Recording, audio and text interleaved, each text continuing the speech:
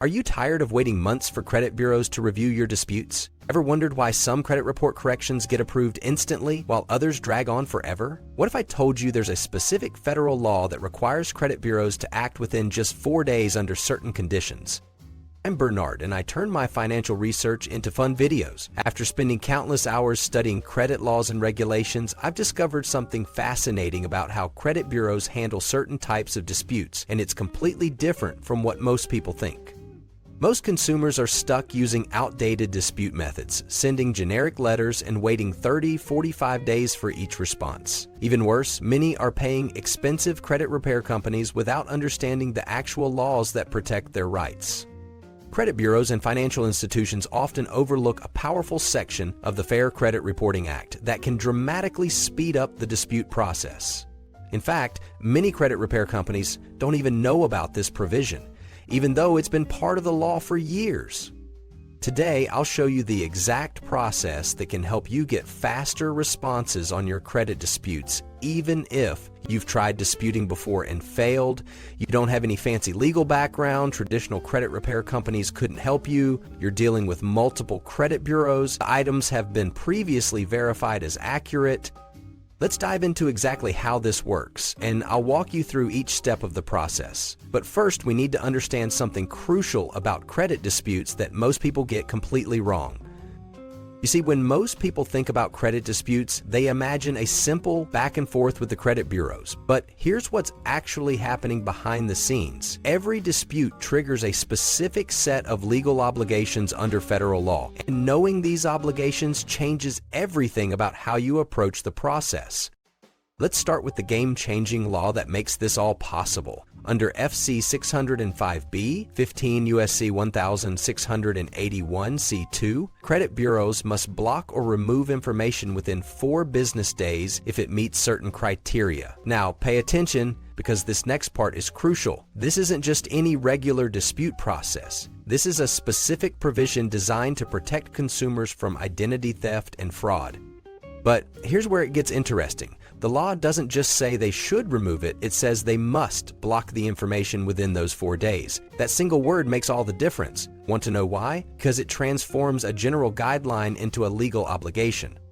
You might be wondering, but Bernard, how is this different from regular disputes? Well, let me show you something fascinating. Regular disputes fall under a different section of the law that gives credit bureaus 30 days to investigate. But this special provision bypasses that timeline completely. Now, before we go any further, I need to be very clear about something. This isn't about trying to remove accurate information from your credit report. That would be unethical and potentially illegal. This is about understanding your rights under the law and using them appropriately when you've been genuinely impacted by errors or fraud. Let's talk about what you'll need to make this work. First, you need to gather 3 essential documents: your current credit reports from all 3 bureaus, a completed FTC identity theft report, properly formatted dispute letter citing the specific law. But here's where most people make their first crucial mistake. They rush to file their dispute without properly documenting their case. Think about it this way. Imagine trying to win a court case without any evidence. That's essentially what you're doing if you skip the documentation steps. Let me show you exactly how to avoid that mistake. The first step is to get your credit reports, but not just from any source. You need to get them from annualcreditreport.com, and yes, it matters which website you use. Why? Because this is the only source that's mandated by federal law to provide your official credit reports. Now, here's something fascinating that most people miss. When you're reviewing your credit reports, you're not just looking for obvious errors. You're looking for specific patterns that could indicate potential identity theft or fraud. Things like addresses you've never lived at, accounts opened in states you've never visited, or inquiries from companies you've never dealt with. But wait, it gets even more interesting. Remember that massive Equifax data breach a few years ago, or the more recent breaches that have exposed millions of Americans' personal information? These aren't just news stories, they're potential supporting evidence for your case. And knowing how to properly document and reference these incidents can significantly strengthen your dispute. let's talk about what happens after you submit your dispute. This is where most people make their second big mistake. They submit their documentation and then just wait. But here's what you should be doing instead: tracking everything meticulously and preparing for possible responses. I'll tell you something that might surprise you. Credit bureaus sometimes try to verify these items even when they're required to block them under FC 605B. That's why you need to understand the second phase of this process, what I call the verification challenge. Here's how it works. If a credit bureau tries to verify an item instead of blocking it within 4 days, you have the right to challenge their verification under FC 6111. This section of the law requires them to either prove exactly how they verified the information or remove it. And here's the kicker: most credit bureaus can't actually produce this documentation within the required time frame. But before you get too excited, let me share something important. This process isn't magic, and it's not guaranteed to work in every situation. What it is, though, is a legally supported way to ensure your rights are being properly protected under federal law. Now, let's talk about timing. The 4-day clock doesn't start ticking the moment you drop your letter in the mailbox. It starts when the credit bureau receives your complete documentation package.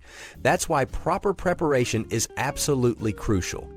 Here's a perfect example of how this works in practice. Last month, I helped someone understand this process for dealing with an account that appeared on their credit report just days after their identity was stolen. They followed these exact steps, gathered their documentation, filed the proper reports, and submitted everything together. The result? The account was blocked within 4 business days. But what about more complicated situations? Well, that's where understanding the next level of this process becomes crucial. You see, the law has different requirements depending on the type of information you're disputing and how it appeared on your report.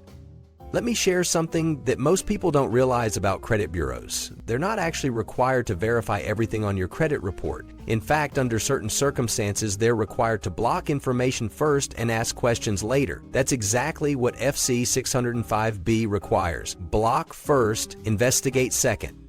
But here's the thing, and this is absolutely crucial: you have to follow the process exactly. Skip one step, forget one document, or miss one deadline, and you might find yourself back at square one with a regular 30-day dispute.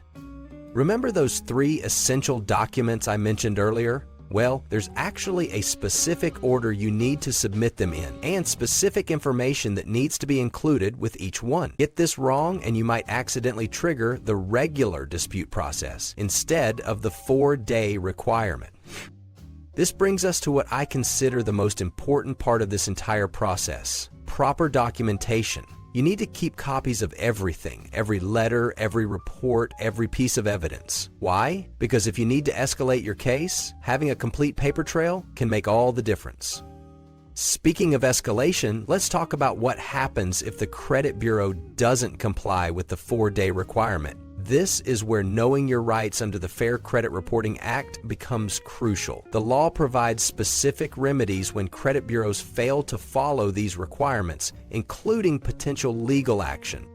But before you start thinking about lawsuits, there's another option that often works better. The Consumer Financial Protection Bureau, CFPB, has the power to force credit bureaus to comply with the law, and filing a complaint with the CFPB can often get results faster than taking legal action.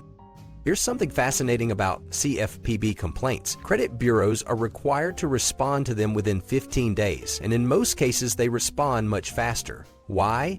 Because CFPB complaints are public record, and credit bureaus don't want a pattern of non-compliance showing up in their records.